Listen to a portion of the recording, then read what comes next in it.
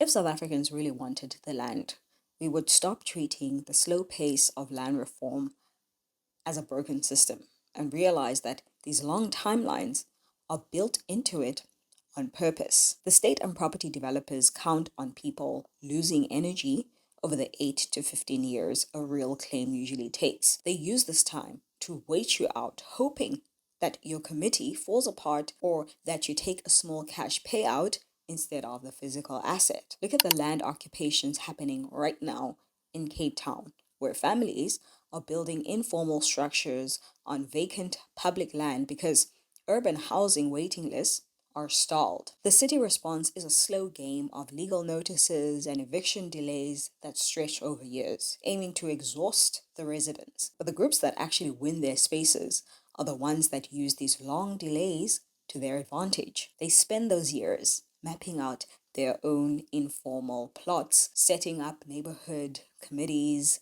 and writing down their history. When you stay organized and keep meticulous records month after month, the passing of time actually compounds your pressure against the state. When a community refuses to break under a 10-year delay, they force the government to eventually hand over land that can actually support permanent housing and real infrastructure. If a group panics and accepts a quick token financial settlement early on to build cheap temporary shelters, they lose their long-term leverage forever.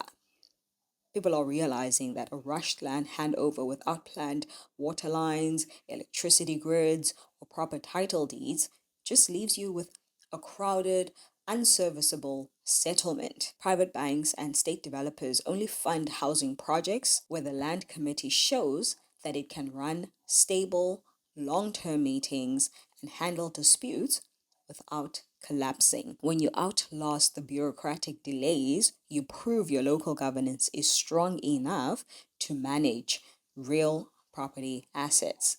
True land access happens step by step when a disciplined group uses the state's slow timeline to build a bulletproof community register, ensuring that when the title deeds finally arrive, they can immediately build secure, lasting homes. If it were up to me, no one would need to prove that they can use what was stolen from their family, but the state uses your lack of a plan to stall you.